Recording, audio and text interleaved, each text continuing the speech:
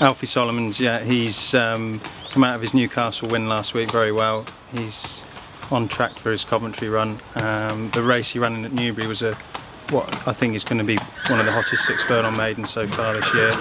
The first 3, I would believe, will all be lining up in the Coventry. He ran a good race there and stepped up on that to win at Newcastle nicely last week. They're very similar, the pair, compared with Raja Singh's last year. The build up to the race, he's shown us a good bit of form at home, and he's come out of his Newcastle win well, which was nice because it was a shorter trip but a stiff track, so we know he stays 6, and yeah, looking forward to running him.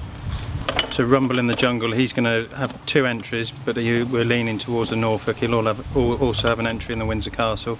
He won very well at Salisbury first time out, and the form of that race has worked out well. I think two winners have come out of the race already. He's taken a big step forward from his debut, and I think he'll run a big race. And ground-wise, are you happy with the likely quick ground that we might have at Asker next week? Yeah, I don't think any of them will really mind the ground. I think it's going to be, it's going to be good, fast racing ground, but that shouldn't hinder any of them.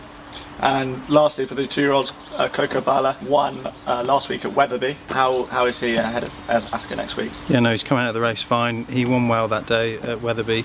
Tom gave him a great ride. Gave the second a lot of weight. I think it was £12. He'll go for the Windsor Castle now, and I think he'll have a big chance in that.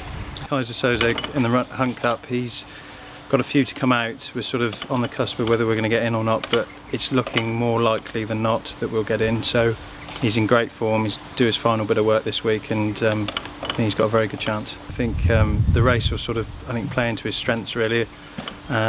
He's ran twice this year and ran very well. Been unlucky really not to win the first time, but fingers crossed he'll run a big race.